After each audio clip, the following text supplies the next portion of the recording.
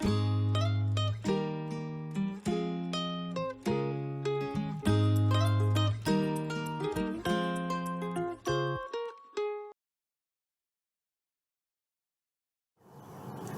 I'm Ranger Lishika. I'm a CAC AmeriCorps member serving in the Great Smoky Mountains National Park.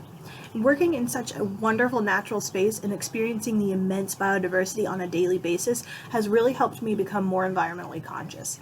And one concern I'm sure I share with a lot of you is the use of plastic bags. Now, I do what I can to reduce the number of plastic bags that I use, and then I reuse what bags I do have, but I still wind up with a ton of plastic bags all over my house. So that brings me to the topic of today's video, upcycling. Now wait a minute, Ranger Lishika, don't you mean recycling? Well, no, and I'll explain why in a minute. Plastic shopping bags are a single-use plastic product that get an average of 12 minutes of use before being discarded. Now, according to National Geographic, a mind-boggling 8 million tons of plastic enters the ocean each year. Now this affects wildlife, it clutters the natural spaces, and once the plastic's in the environment, it never totally goes away. Moreover, high-density polyethylene, the material used to make most plastic bags, it can't be broken down and used to make more plastic bags like some other plastics can. So the small percentage of plastic bags that are put in recycling bins can't truly be recycled. Now what we can do is upcycle these plastic bags, repurpose them and turn them into something that will be used for much longer than 12 minutes, and it'll keep the plastic bags from reaching the ocean. I first learned about plastic yarn way back in 2008 when my school had a MacGyver challenge competition for Earth Day. Now, a close friend of mine took plastic shopping bags, turned them into yarn, and made this adorable and a bit ironic crochet plastic fish.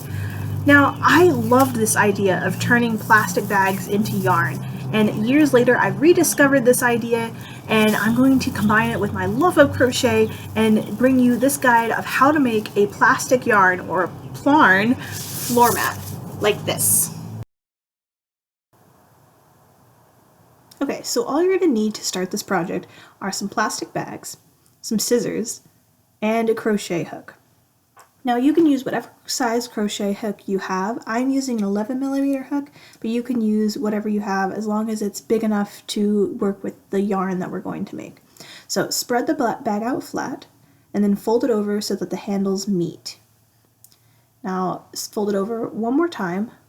This is going to make it a bit easier to cut. So what we're going to do is cut just below where the handles meet the rest of the bag. And just go ahead and cut that off. And then we're going to cut off the seam at the bottom. Now these pieces are trash, so you can just go ahead and throw them away.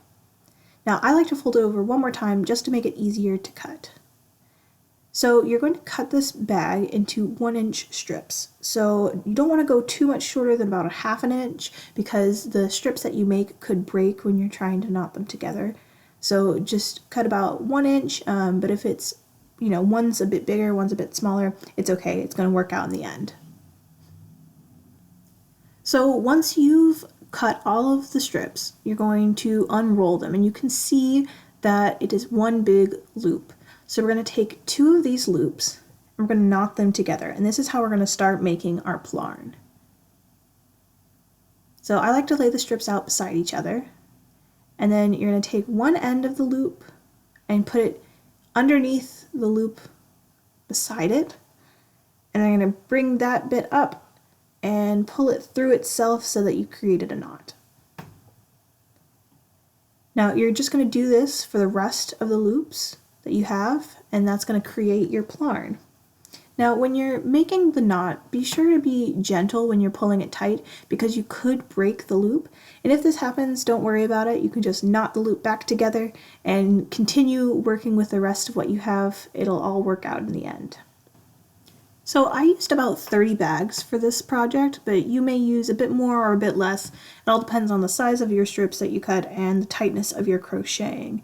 But however, when you are finished making your plarn, you're going to wrap it up into a ball or wrap it around your arm, however you want to do it to keep it together. And that's your plarn. Now this project uses crochet, and if you've never done it before, I recommend you go on YouTube or online and find some tutorials of how to crochet, but I'm going to teach you the basics here. So first we're going to take our yarn and wrap it around our hook, and then wrap it around itself so we create a loop. And then we're going to put our hook underneath our yarn and pull up a loop. So this is called a yarn over. And then we're going to pull that through our original loop, and that's a chain stitch.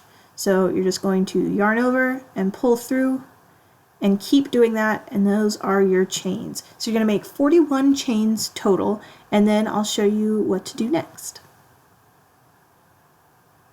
So once you've done 41 chains, you're going to start doing half double crochets. So to do this, you're going to go into the next stitch. This is not the first chain of your chain. You're going to go into the second one. So that's this one right here. Now to do the half double crochet, you're going to yarn over, and then you're going to put it through the stitch and yarn over again and pull up a loop. So now you'll have 3 loops on your hook, and then you're going to yarn over and pull through all 3. It's that simple.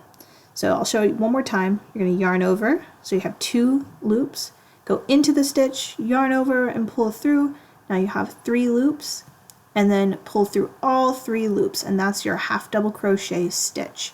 So you're just going to do that all the way down the chain until you have 40 half double crochets.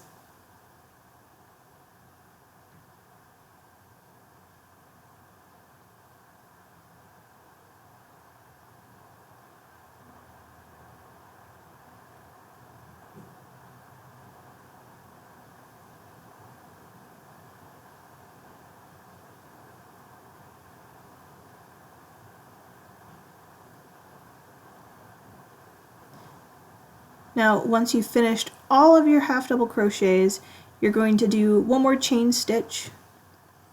So that's as simple as yarn over and pull through that loop like that, and then you're going to turn your work so that it's all on the left side of you, or the right side if you are left-handed. So now you're going to continue doing half double crochets in each half double crochet across, and that's how we're going to make our mat. So once you're finished with your project, and obviously I'm not done now, but I'll show you how to finish off your project. So what you're going to do is you're going to do a chain stitch, so yarn over and pull through a loop, and then you'll cut the yarn and just pull that yarn all the way through the stitch.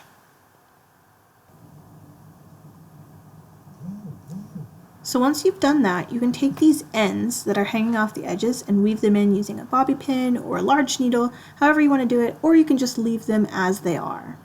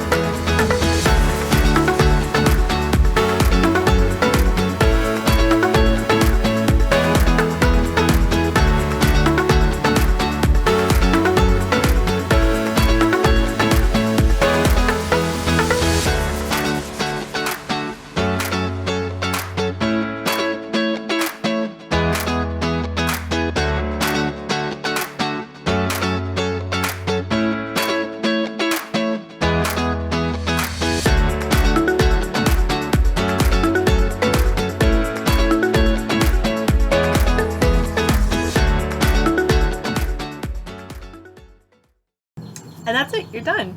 So hopefully this was a helpful video and you were able to upcycle some of your old plastic bags and make this adorable little floor mat. And I hope to see you in the Great Smoky Mountains National Park.